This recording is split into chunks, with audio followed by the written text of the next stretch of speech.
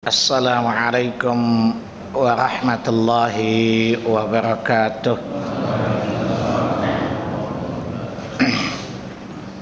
Innal hamdalillah nahmaduhu wa nasta'inuhu wa nastaghfiruh wa na'udzu billahi min syururi anfusina wa min sayyiati a'malina. Man yahdihillahu fala mudilla lah wa man yudlil fala hadiyalah. Asyhadu an la ilaha illallah wahdahu la syarikalah wa asyhadu anna Muhammadan abduhu wa rasuluh. Allahumma salli wa sallim wa barik ala Muhammad wa ala ali Muhammad kama sallaita ala Ibrahim wa ala ali Ibrahim innaka Hamidum Majid. Ya ayyuhalladzina amanu taqullaha haqqa tuqatih wa la tamutunna illa wa antum muslimun. Ya ayyuhalladzina amanu taqullaha wa qulu qawlan sadida yuslih lakum a'malakum wa yaghfir lakum dhunubakum wa man yuti'illaha wa rasulahu faqad faza fawzan 'azima. Amma ba'du fa inna asdaqal hadithi kitabullah wa khairal hadi hadi Muhammadin sallallahu alaihi wasallam wa syarral umuri muhdatsatuha wa kullu muhdatsatin bid'ah wa kullu bid'atin dhalalah wa kullu dhalalatin finnar. Ikhwani wa akhwati fid din, rahimani Allah wa iyyakum. Bapak dan Ibu sekalian, a'azzani Allah wa iyyakum. Alhamdulillah, segala puji hanya milik Allah Subhanahu wa ta'ala. Salawat dan salam atas junjungan kita Rasulullah sallallahu alaihi wasallam. Tapi kadar Allah di sini juga sudah ada yang membahas al-kabair ya, dosa-dosa besar ya. Jadi saya tukar saja. Thalathuna man yahamullah. Jadi 30 golongan atau 30 amalan yang menyebabkan kita dicintai oleh Allah tabaraka wa ta'ala. Jadi judulnya Al-Marhum. Tahu Al-Marhum itu apa? Hah? Orang yang dirahmati Allah. Kalau Al-Marhum, orang yang dicintai Allah. Al-Marhumun artinya orang-orang yang dicintai oleh Allah. Tadi saya bilang Al-Marhum, otak antum pasti yang udah mati deh. Betul kan? Karena itu otak orang Melayu kayak begitu. Ya. Baik, almarhum itu kan orang yang dirahmati ya oleh Allah Subhanahu wa taala, baik yang masih hidup ataupun yang telah wafat. Baik, saya mulai dari awal ya. Pertama, Allah Subhanahu wa taala, salah satu perkara yang wajib kita imani dan wajib kita mentauhidkan beliau, kita tauhidkan dia dalam 3 aspek tauhid, yaitu asma wa sifat. Itu tauhid nama-nama dan sifat Allah tabaraka wa ta'ala. Para ulama Ahlus Sunnah wal Jamaah telah menetap bersepakat berdasarkan istiqrar, berdasarkan penelaahan terhadap dalil-dalil syariah, bahwa setiap nama Allah adalah sifatnya. Setiap nama Allah itu adalah sifat Allah. Al-Quran menjelaskan kepada kita bahwa Allah memiliki nama-nama, dan semua nama Allah adalah baik, sebagaimana Allah firmankan minimal di 2 ayat di surat 7 Al-A'raf ayat 180, walillahil asma'ul husna fad'uhu biha. Dan Allah memiliki nama-nama yang indah, Allah memiliki nama-nama yang sangat baik.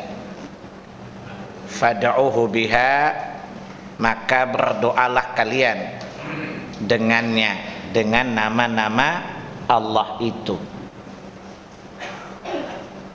Di surat 17 surat Al-Isra ayat yang ke-110,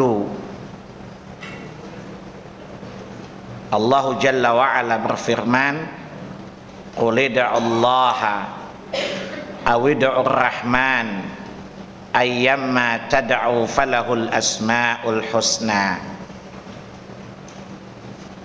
Dan katakanlah Muhammad, berdoalah kalian kepada Allah, dan berdoalah kalian kepada Ar-Rahman, atau ayyamma tad'u falahul asma'ul husna, atau berdoalah kalian dengan nama-nama Allah mana saja yang baik, karena seluruh nama Allah adalah baik.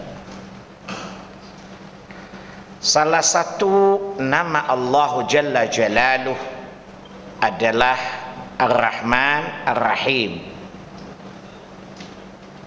Ar-Rahman Ar-Rahim, pada 2 nama itu terdapat sifat Allah rahmah.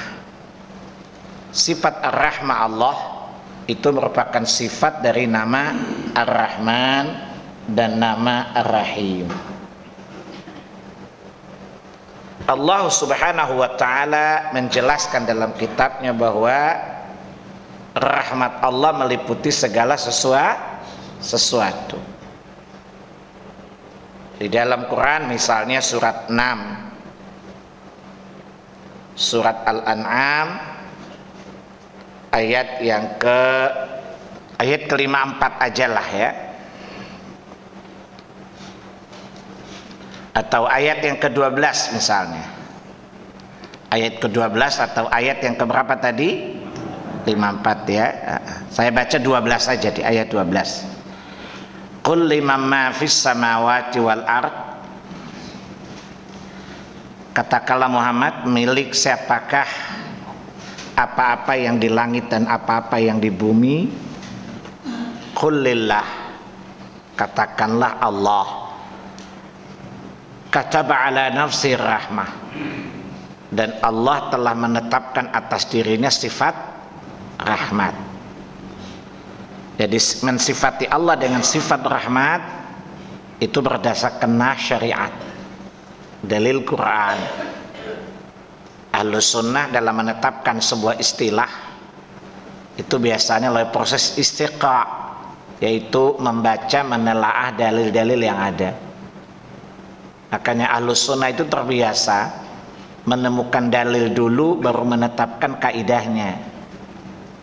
Kalau ahlul bid'ah lain, bikin bid'ah dulu baru paksain cari dalilnya. Makanya antara amal ahlul bid'ah dengan dalil itu kawin paksa. Maka beda connecting, nggak connect gitu ya. Nah, mudah-mudahan Allah selamatkan kita dari kebid'ahan ya, dan Allah kokohkan kita di atas sunnah. Salah satu karakter ahlus sunnah adalah tidak menetapkan sesuatu dalam perkara agama sampai dia menemukan dalilnya, dan dia beristidlal, ya, berdalil, istilahnya mengambil dari tempat yang benar dan menempatkan di tempat yang proporsional. Karena ahlul bidah itu mengambil dari tempat yang benar tetapi menempatkannya di tempat yang salah. Saya kasih contoh gini, kalau bapak-bapak tanya, kenapa kamu bikin tahlilan 1 hari, 3 hari, 4 hari, 5 hari? Jawabannya apa? Kan kata Nabi, afdalu dzikri la ilaha illallah. Seutama-utama zikir la ilaha illallah. Ini ucapan dalilnya benar, tapi menjadikan dasar untuk tahlilan kan nggak nyambung. Karena hadis tadi riwayat Ibnu Majah menjelaskan bahwa itu bicara tentang keutamaan kalimat la ilaha illallah, bukan menganjurkan dibaca pada hari ketiga, keempat, dan kelima dan sebagainya. Faham maksudnya ya? Dalilnya benar tapi ditempatkan di tempat yang salah. Ini baru dalam amaliyah, belum dari perkara akidah, banyak sekali. Ya, seperti contoh Khawarij, ya, membunuh orang Islam berdalil dengan Al-Quran. Jadi Qurannya benar, ya, yang dikatakan oleh Ali bin Abi Thalib radhiyallahu an, Amirul Mukminin yang keempat apa? Ya, kalimatul haq uridu bimaksudil batil. Jadi kalimat yang hak, tetapi yang mereka inginkan adalah kebatilan. Bisa difahami ya? Jadi dalil Qurannya benar, ya, tetapi menggunakannya untuk perkara-perkara yang batil. Jadi saya ibaratkan apa? Baju yang super mewah tapi dikenakan monyet gitu loh. Kan jadi apa sih, mana jomplang ya? Nah, karena mestinya baju yang bagus dikenakan oleh orang yang bagus, ya. Nah. Baik, nah tadi saya beri contoh tadi bahwa mensifati Allah, menamai Allah dengan Allah memiliki nama-nama, itu dalil yang menyebutkan. Mensifati Allah dengan sifat rahmat, itu juga Allah yang menyebutkannya. Tadi dikatakan apa? Kataba ala nafsihir rahmah. Dalam hadis yang diriwayatkan oleh para muhaddits, hadisul qudsi, di mana Allah Ta'ala berfirman bahwa Allah telah menetapkan di Lauhil Mahfuz, ya, sebelum Allah menciptakan langit dan bumi apa? Bahwa Allah mengatakan rahmatku lebih kudahulukan daripada murkaku. Jadi rahmatku lebih besar dari murkaku. Itu ayat pertama. Yang kedua, rahmatku mendahului murkaku. Jadi Allah itu rahmatnya lebih luas, lebih besar daripada murkanya. Rahmat Allah itu sangat luas, bisa kita dapati dalam Quran, perkataan para malaikat. Di surat 40 ayat yang ke-7, ya, surat keberapa tadi? Ayat yang keberapa? Ke-7. Alladzina yahmiluna al-arsya wa man haulah yusabbihuna bihamdi rabbihim rabbana wasi'ta kulla syai'in rahmatan wa ilma. Ya Allah, ilmumu dan rahmatmu meliputi segala sesuatu. Jadi rahmat Allah itu luas, meliputi segala sesuatu. Dan dengan rahmatnya inilah kelak kita akan dimasukkan ke jannahnya. Jadi kalau ditanya, oh jadi kita ini gak usah beramal dong, karena Nabi Shallallahu Alaihi Wasallam bersabda, tidak seorang pun dari kalian yang masuk surga karena amalnya, melainkan karena rahmat Allah. Kalau begitu nggak usah beramal, menunggu rahmat Allah saja. Ini pernyataan bodoh ini. Wali'udzubillah. Kenapa? Kenapa hadis tadi tidak bertentangan ya dengan ayat yang lain? Ya, misalnya bilang bima amiltum, disebabkan amal kalian gitu. Nah, pernyataannya adalah kenapa Quran kadang mengatakan bima amiltum, dengan apa yang kalian amali, bahwa kalian masuk surga dengan apa yang pernah kalian kerjakan, ya, bima kuntum ta'malun misalnya. Tapi kenapa Nabi mengatakan dengan rahmat? Tidak kontradiktif. Satu, Anda itu bisa beramal karena rahmat Allah, bukan? Saya tanya, Anda itu bisa masuk Islam karena rahmat Allah, bukan? Kalau tidak rahmat Allah, kira-kira Anda masuk Islam enggak?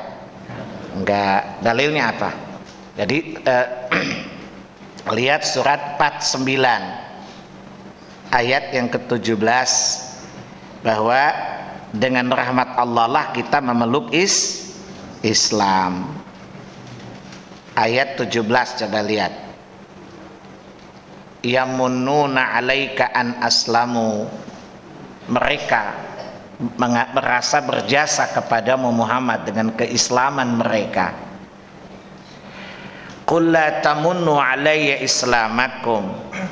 Katakanlah Muhammad, janganlah kalian merasa berjasa kepadaku dengan keislaman kalian.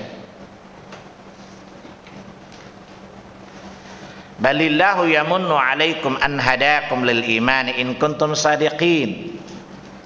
Ya, akan tetapi sebenarnya Allah lah yang telah merahmati kalian dengan memberi kalian kepada hidayah kepada iman.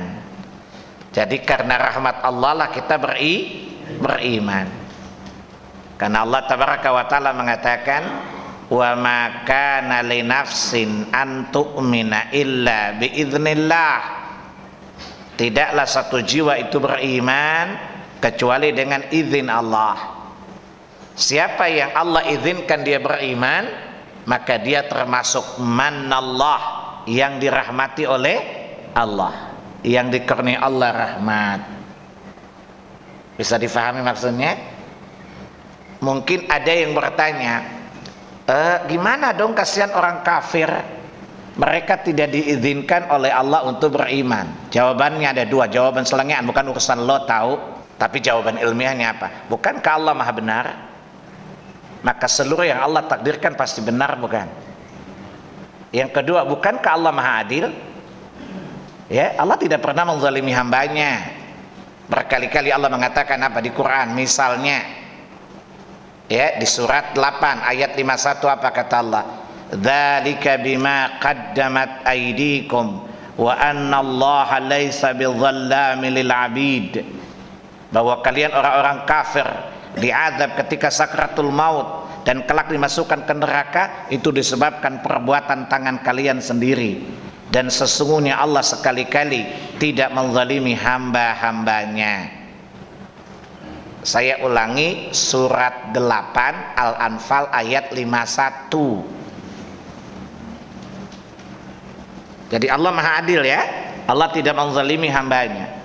Maka kalau Anda berpikir gini, kasihannya orang kafir mungkin ingin beriman tapi Allah nggak kehendaki, berarti Anda tuduh Allah zalim nggak?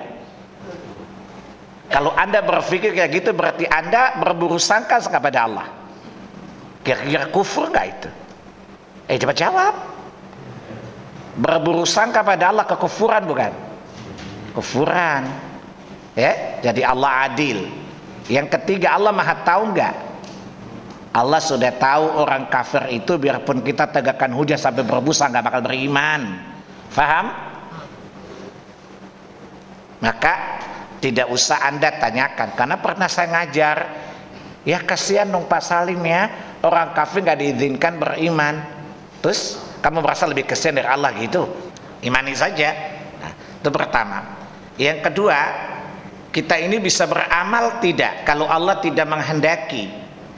Kita ingin beramal, sekarang kita udah Islam nih, ya, sekarang kita udah Islam, sekarang kita beramal, ingin beramal, mungkin gak kita beramal kalau Allah tidak menghendakinya? Ini yang gak jawab ini takut ditanya dalilnya, soalnya ketahuan sekali, ya, ternyata kemampuan orang-orang di As-Salam ini ketahuan bodohnya, ya. Surah 81, ya, ayat 27, 28, 29, ya. In huwa illa dzikrul lil alamin liman syaa'a minkum ayyastaqim wa ma tasyauna illa ayyasha Allahu rabbul alamin. Al-Quran ini tidak lain adalah peringatan bagi seluruh alam. Liman syaa'a minkum ayyastaqim, yaitu bagi siapa di antara kalian yang menghendaki untuk menempuh jalan yang lurus. Wa ma tasyauna illa ayyasha Allah, tetapi kamu tidak bisa menempuh jalan itu, ya, kecuali jika Allah menghendaki. Kehendak Allah yang memudahkan kita beramal, rahmat bukan? Rahmat. Jelas, ya? Udah 2, 3. Bapak-bapak bisa berdiri, ruku, sujud. Itu rahmat Allah atas kesehatan, bukan? Ya, bisa beramal itu rahmat kan? Jadi udah 3 kan? 4. Sekarang saya kasih contoh gini. Kalau andai kata Bapak beramal nih, 1 balasannya 1, dosa balasannya 1 juga, kira-kira punya peluang masuk surga enggak? Ya enggak lah, lebih banyak utang daripada aset, tahu? Betul? Oleh karena itu, di mana rahmatnya? Dosa Allah balas 1, kebaikan Allah balas 10, 700 atau lebih. Sisanya ini rahmat, bukan? Jatah kita kan 1, paham? Berarti 9 itu rahmat, bukan? Jatah kita kan cuma 1, paham ya? Yang selebihnya itu rahmat, bukan? Nah, karena rahmat Allah berupa balasan amal inilah yang menyebabkan kita masuk surga. Jelas ya? Apa kata Allah? Man jaa bil hasanati falahu asyru amsalha wa man jaa bis sayyiati fala yujza illa mithlaha wa hum la yuzlamun. Barang siapa yang datang kepada Allah dengan 1 kebaikan, Allah balas 10 minimalnya. Dan siapa yang datang kepada Allah dengan 1 dosa, Allah balas setimpal dengan dosanya. Jadi kalau 1 hari Bapak bikin 100 dosa, 100 dosa. Bapak bikin 100 kebaikan, 1000 pahala. Masih ada lebih berapa? 900 kan? Kalau ditimbang beratan mana? Jelas ya? Jadi rahmat Allah berupa pahala yang dilebihkan. Ya, coba misalnya dosa 1, pahala 1. Dalam 1 hari itu Bapak lebih banyak bikin dosa atau pahala? Nah, jadi lebih banyak utangnya daripada asetnya kan? Jadi kelebihan pahala itu bentuk rahmat Allah. Kemudian yang terakhir apa?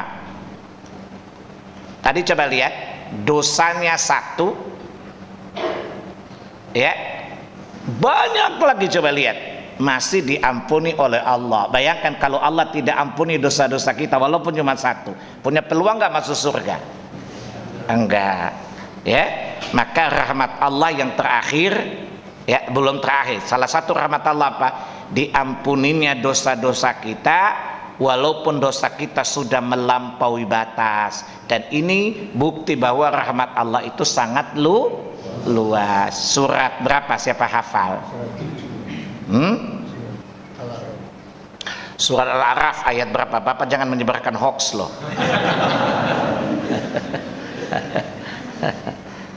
Baik, daripada saya marahin bapaknya ya, saya bilang aja deh gitu, kasih tahu. Surat 39, Surat Az-Zumar ayat yang ke-53. Qul ya ibadiyalladzina asrafu ala anfusihim. Katakanlah kepada hamba-hambaku yang telah melampaui batas. Artinya apa? Semua jenis dosa dia bikin, termasuk syirik. Semuanya diampuni. Semuanya telah dilakukannya. Kalau kita ini orang 1 dosa aja kita dendam gak ketulungan ya. Orang bikin salah ke kita sekali aja, biasa bapak-bapak dia assalam bilang apa? Saya maafkan tapi tidak saya lupakan, betul ya? Kelihatan sih muka-muka rada dendam gitu deh. Betul ya, apalagi ibu-ibunya. Sakitnya itu di sini. Yes ya? Ibu-ibu kalau bapak-bapak udah bersalah minta maaf, kemudian mau bikin apa-apa, awas, luka ini masih ada loh. Jangan kau torehkan luka di atas luka, katanya. Ibu-ibu kalau ngomong sama suami agak romantis nggak bapak-bapak? Kalau bapak-bapak sih gombal gitu ya. Ibu-ibu mah romantis biasanya. Ya, Allah tidak. Bahkan apa kata Allah? La taqnatu mir rahmatillah. Dan janganlah mereka berputus, jangan kalian berputus asa dari rahmat Allah. Apa rahmat Allah? Innallaha yaghfirudz dzunuba jami'a. Allah mengampuni semua dosa-dosa. Ini rahmat Allah terbesar, bukan? Paham ya? Bayangkan kalau walaupun dosa cuman imbalannya 1 saja, tapi kalau tidak ada maghfirahnya Allah, tidak ada ampunan Allah, masih punya peluang nggak masuk surga? Ya? tidak ada satupun punya peluang masuk surga. Tapi Allah hapus, ya. Dengan cara apa Allah menghapus amal kita? Satu kebaikan menggugurkan satu dosa, bukan? Innal hasanati yudhibna sayiat, ya, dan seterusnya. Inilah bukti bahwa rahmat Allah itu sangatlah luas. Nah, oleh karena itu kita berusaha dalam segala hal untuk memperoleh rahmat Allah Subhanahu wa ta'ala. Ya, rahmat itu lebih luas. Ridha itu salah satu rahmat Allah. Jadi kalau bapak-bapak tanya, ridha sama rahmat luasan mana? Jawabannya apa? Rahmat. Jelas ya? Karena ridha itu salah satu dari bentuk rahmat Allah. Keridhaan Allah pada seorang hamba itu merupakan salah satu sifat dari sifat rahmat Allah Subhanahu wa ta'ala. Maka hendaklah kita berusaha dalam hidup ini untuk memperoleh rahmat Allah. Karena anak-anak Anda harus belajar Quran dari Anda sebelum orang lain. Karena orang tua mesti jadi guru. Jadi dulu saya punya prinsip gini. Jadi guru buat anak dulu, jadi guru dulu baru jadi orang tua.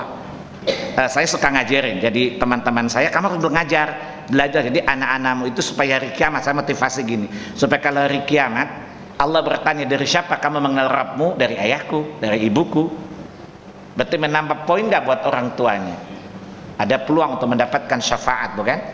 Dari siapa kamu mengenal Rasulku? Dari ayahku, dari ibuku, bukan dari bapaknya, bukan dari orang lain gitu. Dari siapa kamu mengenal kitabku dan membacanya sampai mahir? Jawabannya ayahku dan ibuku. Karena dulu ayah ibu saya gitu, Pak. Namanya anak-anak kan suka pergi ngadi sama temannya. Kata ayah saya, duduk di situ. Kamu tanggung jawab saya.